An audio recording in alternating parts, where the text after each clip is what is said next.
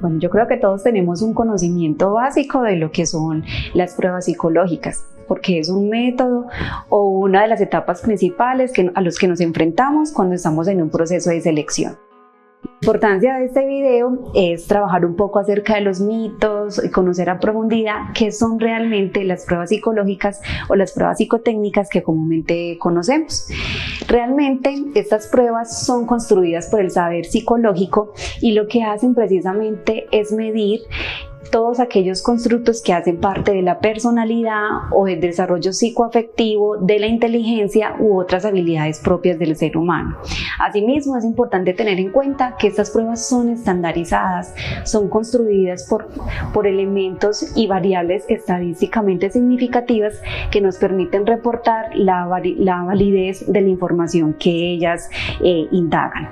Es importante también reconocer que existen diferentes pruebas psicológicas. Existen unas que están más ligadas a estudiar la inteligencia como un constructo general, ¿cierto? Entonces indagan por el conocimiento o la capacidad que tiene el individuo para razonar abstractamente, pero también hay otras que evalúan, por ejemplo, la inteligencia como un constructo mucho más amplio e incluyen asuntos como la creatividad, como la capacidad para resolver problemas, como también la forma y la manera en que los individuos analizan e indagan en las situaciones cotidianas.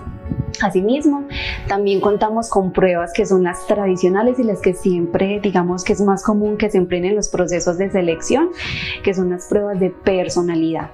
¿De qué tratan estas pruebas? Tratan específicamente de identificar cuáles son los rasgos de personalidad que tienen cada una de las personas a las que se van enfrentadas en los procesos de selección.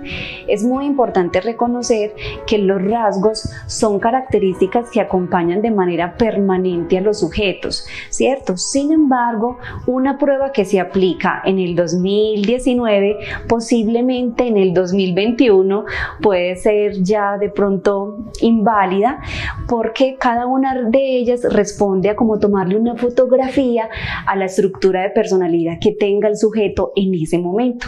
Posiblemente dentro de 2 años ya hemos desarrollado más habilidades, hemos tenido experiencias, hemos obtenido aprendizajes que van modificando o moldeando un poco esa estructura de personalidad que vamos teniendo. También existen otros tipos de pruebas que posiblemente todos conocemos, como es el UARTEC, que hace parte de un grupo de pruebas proyectivas. ¿Qué son las pruebas proyectivas? ¿Cuáles son sus diferencias con las pruebas psicométricas? Pues realmente hay un enfoque o una esencia diferente. Primero que todo, en las pruebas psicométricas lo que hacemos es estudiar a través de unos símbolos que a veces no son muy claros, tratar de acceder a esa información que a veces en el sujeto se alberga en su inconsciente, ¿cierto? Y que posiblemente no se tiene muy claro y que utiliza unas estrategias como ya sea como la represión, ¿cierto? Para que ese contenido no esté en su conciencia. Con las pruebas proyectivas, como su nombre lo indica, también lo que hacemos es estudiar un mecanismo de defensa que tienen los seres humanos, que es la proyección, ¿cierto? Entonces muchas veces aquellos contenidos, aquellos asuntos que no somos capaces de asimilar, ya sea por cualquier razón, lo que hacemos es proyectarlo a otros seres humanos o en la misma materialización de los quehaceres y tareas que tenemos. Entonces también se convierten en una alternativa fundamental para poder acceder a estudiar la subjetividad de ese ser humano.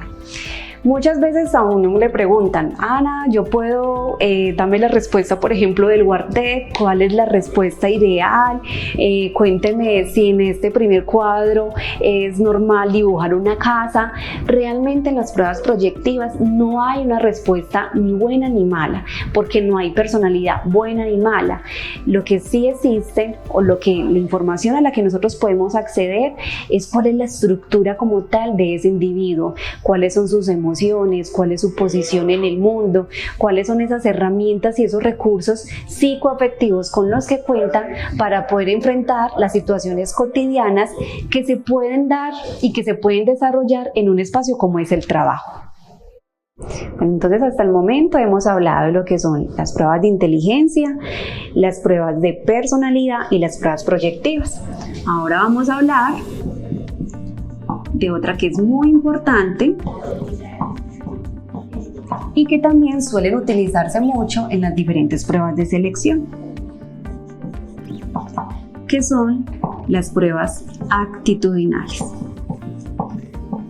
Ana, ¿cómo así? ¿Todavía se utilizan? Sí, realmente complementan como tal el proceso de valoración, que es como tal el proceso de selección. En las pruebas actitudinales, lo que tratamos de medir o de identificar es precisamente cómo están esas actitudes que son fundamentales en una persona para poder desarrollar una labor determinada en un cargo. ¿Cuáles son esas actitudes? Encontramos como tal asuntos clásicos como es la memoria, como es la atención, ¿cierto? Como asuntos básicos, la capacidad para resolver problemas, pero hay otros asuntos actitudinales que inclusive se vuelven mucho más complejos porque requieren también una combinación con esas competencias que en algunos autores se conocen como competencias blandas o competencias del ser, y tiene que ver con aquellas pruebas actitudinales para medir habilidades, por ejemplo, en áreas comerciales, ¿cierto?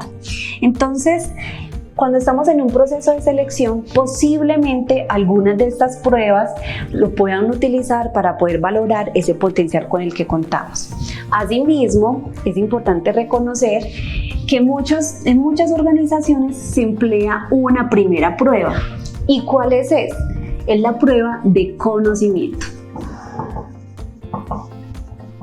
No es una prueba netamente psicológica, ni psicotécnica, ni proyectiva, sino que es un constructo que construye la organización en aras de mirar cuáles son esas habilidades, cómo se encuentran, para poder que este sujeto pueda desempeñar adecuadamente la labor en la que va a desempeñarse a futuro.